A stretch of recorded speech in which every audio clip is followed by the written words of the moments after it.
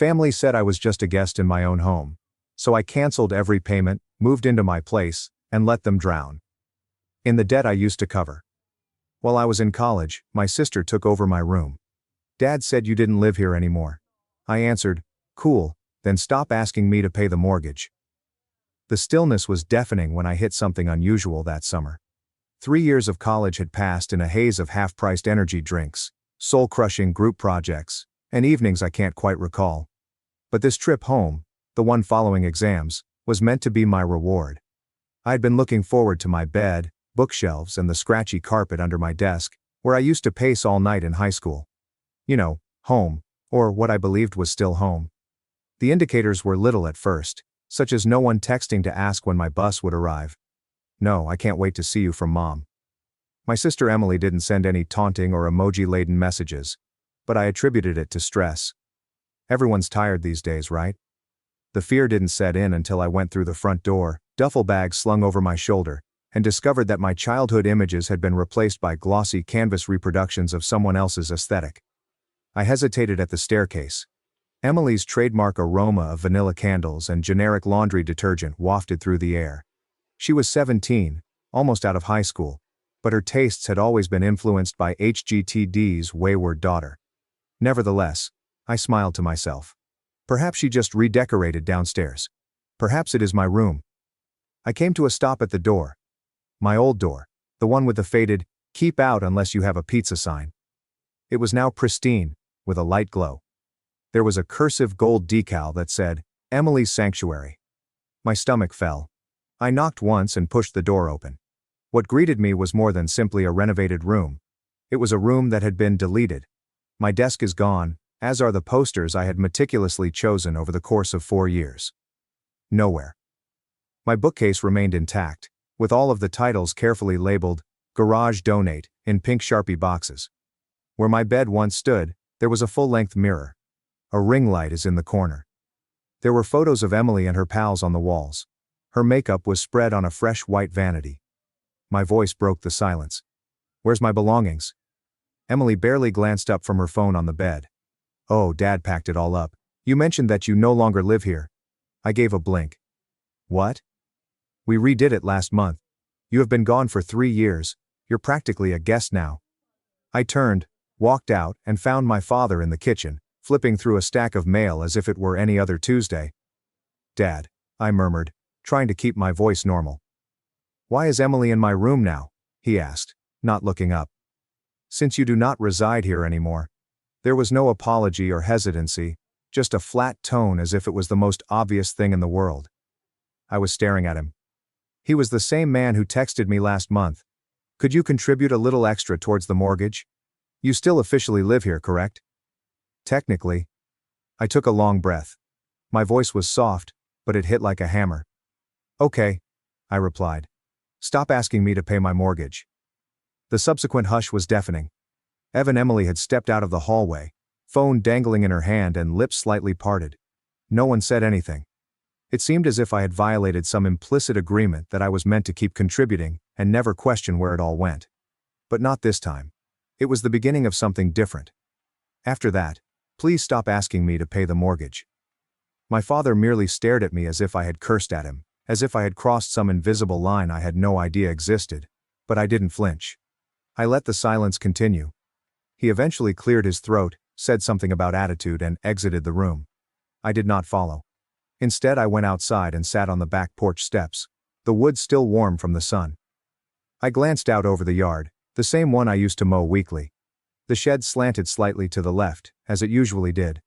The grass had slightly overgrown, and I noticed Mom's new flower garden. Her favorite color was lavender. That was new to me, but I didn't notice it.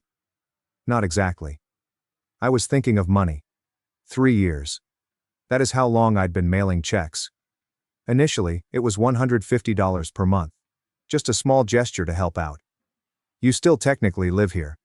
Dad had said back then. I was staying in dorms, eating ramen, and teaching on the side to get by, but I figured they needed help.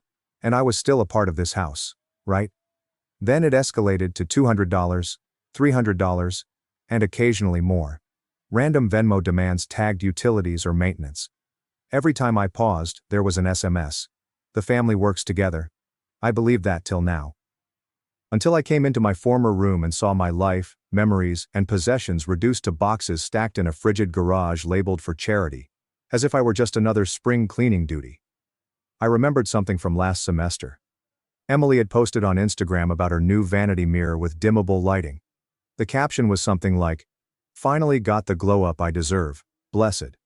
I liked the post, commented, and even looked great, sis. I hadn't realized I paid for that mirror. I scratched my face, suddenly feeling fatigued in a way unrelated to finals. It wasn't just the space, it was that I was budgeting frozen burritos and doing laundry at 2 a.m.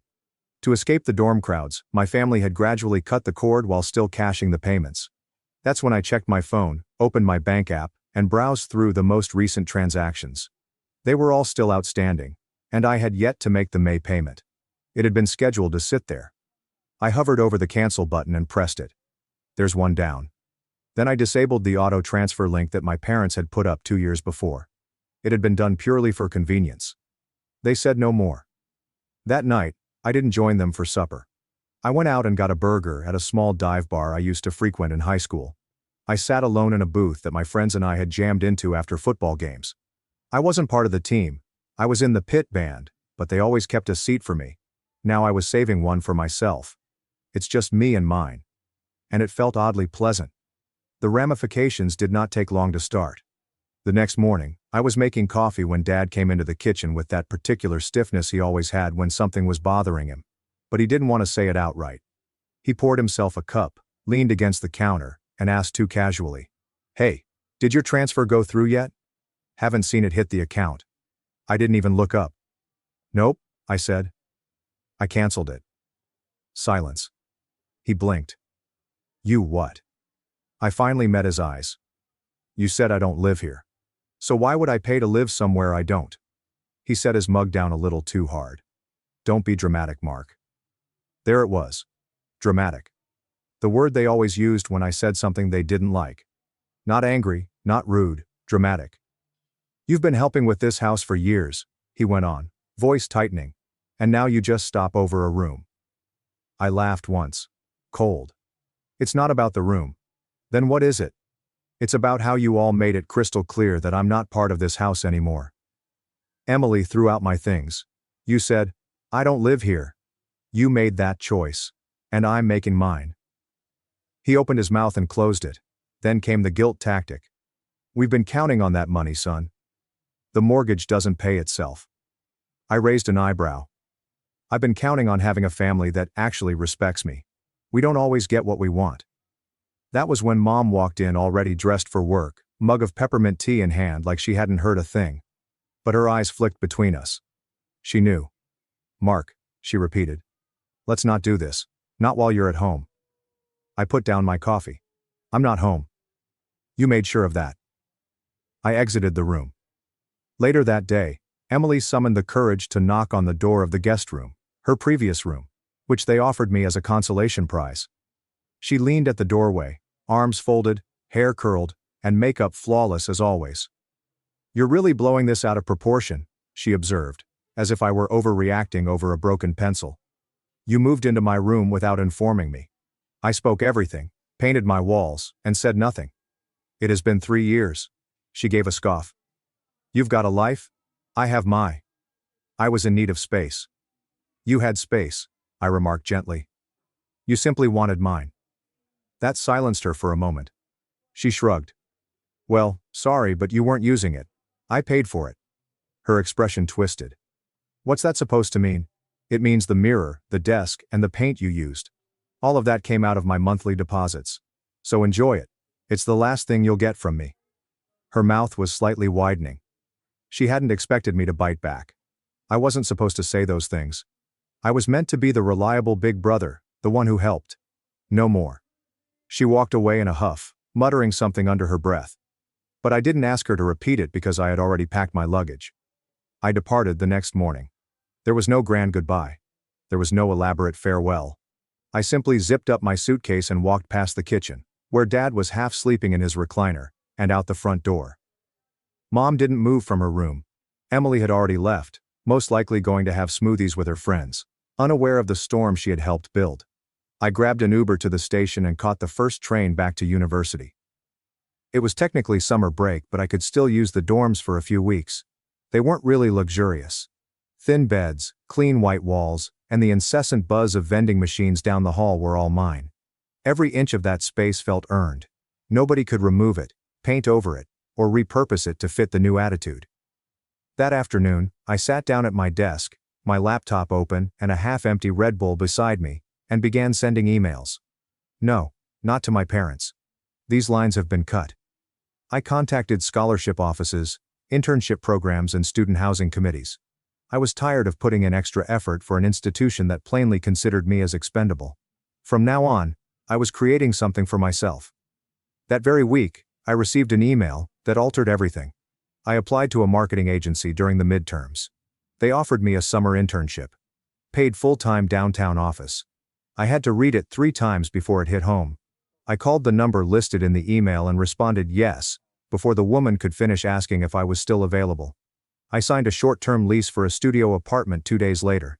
It was barely larger than a dorm, and the bathroom had a tile that was older than I was, but it had a lock, a little balcony, and a spot on the wall where I could store my belongings. It took all I had saved to cover the deposit and the first month's rent. But for the first time my money was going towards me.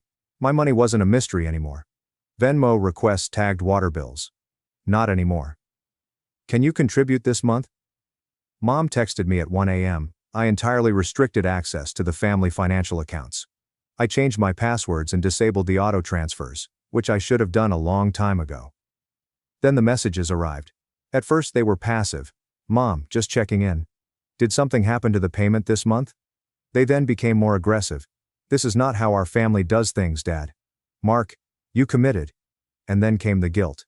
Emily, you are actually punishing all of us because you are upset that I needed a room. I did not reply to any of them. I just shared a photo on Instagram. Nothing fancy, just my new apartment keys on the counter with a 6-pack and a laptop. Caption, new chapter, no hashtags, and no explanation. They witnessed it. I know they saw it. The stillness that followed spoke it all. The hush lasted 3 days, until Mom broke down.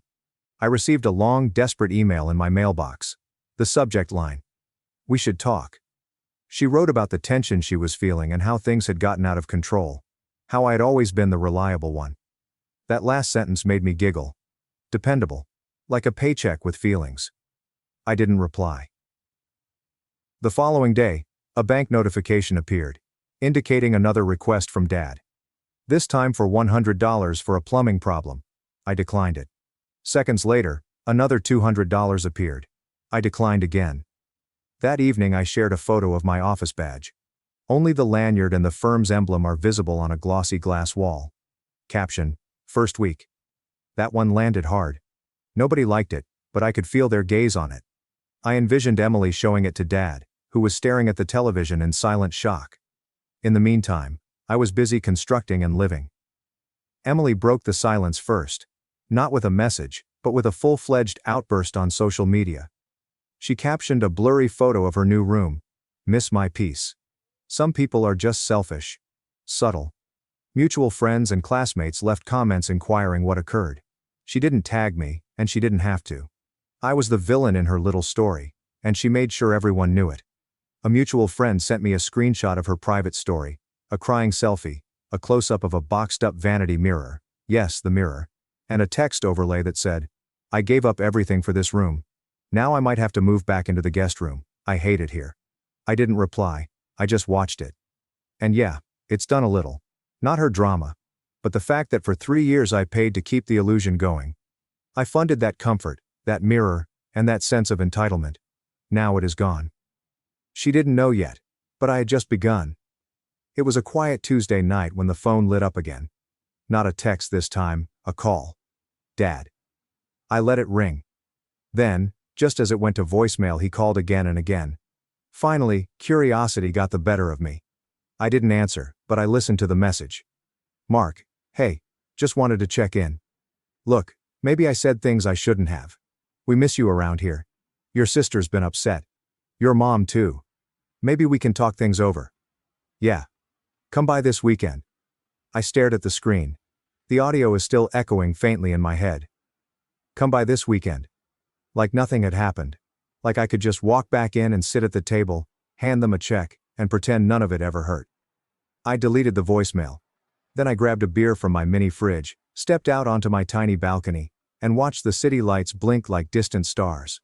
They weren't reaching out because they missed me. They were reaching out because they missed the money. After the voicemail, the floodgates opened. Text after text, email after email. Not just from my parents, but extended family too. My Aunt Cheryl, who I hadn't spoken to since I was in braces, messaged me on Facebook with, "Hey sweetheart. Maybe you should come home and talk things out. It's just a misunderstanding, I'm sure." Right. Uncle Pete chimed in with a group message. "The family doesn't give up on each other. You're better than this." It was coordinated, scripted, even like my father had gathered everyone and said, "Let's guilt him into fixing this." I didn't respond to any of them. Instead, I posted a photo. It was subtle. I captured a close-up of my apartment windowsill, showcasing a small potted plant I recently purchased. Sunlight streaming in. I didn't use any hashtags or tags, but I was confident they'd notice, which they did. My aunt stopped following me 2 hours later. The point is, I wasn't interested in retribution in the traditional sense. There were no loud clashes or spectacular announcements. I desired a quiet revenge. The sort that caused them to simmer in their own silence. The kind that resulted from good living. So I began living better. I prepared meals in my own kitchen. I purchased a rail bed frame and joined up for a gym membership. On weekends, I walked around the city, tried new coffee shops, and did freelance work to supplement my savings. Every modest improvement felt like reclaiming a piece of myself that I had been throwing away for years. And I made sure they knew it, not via gloating, but through consistency. I posted about getting my work badge laminated. When I completed a design proposal, I received internal recognition. I framed my first paycheck and displayed it above my desk. All of it is just real enough to hurt. Just subtle enough to be obvious. Back at home, things were not going as well. Mark, an old neighborhood acquaintance, texted me unexpectedly. "Hey, is everything okay? Your sister was complaining about having to share the restroom again, lol." I inquired what he meant. They had moved Emily back into the guest room. This is my guest room. Apparently, she didn't realize I'd stopped the money until after claiming my room. When the mortgage fell behind, the guilt trip devolved into finger-pointing.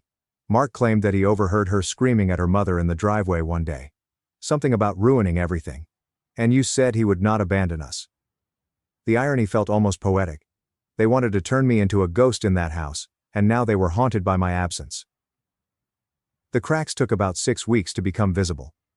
At first, they tried to keep the illusion. Emily continued to post as if everything was perfect. Sun-kissed selfies in her car, videos of her friends dancing in her room, despite the fact that she was back in the guest room with the yellowing curtains and a creaky bed frame. Mom tried texting casually, as if we were just out of touch. Unplanned. "I hope it works out well. I miss seeing you. Want to come over for dinner next Sunday?" I didn't answer. She followed up with a photo of my old bookshelf, what used to be in my room, half empty now, like some twisted metaphor. I guess they put a few of my books back to make it feel like his space again in case I changed my mind. I didn't. Dad didn't text much, but I heard from Mark that he'd been asking around if anyone knew a cheaper way to refinance the mortgage. Apparently the utility bills were stacking up. The central AC went out in early July. They were sweating through the same walls I once helped pay to insulate. The best part is they couldn't even ask for help. Not without admitting they'd burned the bridge, and I wasn't just sitting still. I was moving forward. My internship turned into a job offer. Not full-time yet, but they wanted to keep me on through the fall. Part-time, flexible hours with better pay. The manager said I had a rare combination of detail and grit. I smiled when she said that because grit was what this whole situation had given me. The old me would have gone back, would have answered the texts, softened the edges, and sent something. A couple hundred just to keep the peace. But not anymore. That house, it wasn't my home. Their struggles are not my responsibility, and their disappointment is not my burden. I'd started to imagine what life looked like without the constant weight of obligation, what it felt like to choose peace instead of pressure. And let me tell you, peace is addictive. One night, I came home from work, still wearing my badge, my shirt a little wrinkled, and shoes scuffed from the train station. I dropped my keys in the bowl by the door, cracked open a cold beer from the fridge and stood by the window. City lights blinked quietly across the skyline. My phone buzzed on the counter. Dad again. Another call. I let it ring. Didn't even pick it up this time. I just stood there watching it vibrate, watching the name fade from the screen. And when it stopped, I took a slow sip of that beer, leaned back in my chair, and smiled. The next morning, my phone buzzed again. One message. No greeting, no punctuation. We need to talk, Dad. I stared at it. Let it sit there. Watched the screen dim on its own. And I felt nothing. Not anger, not guilt. Just quiet. I set the phone face down on the table, grabbed my keys and headed out.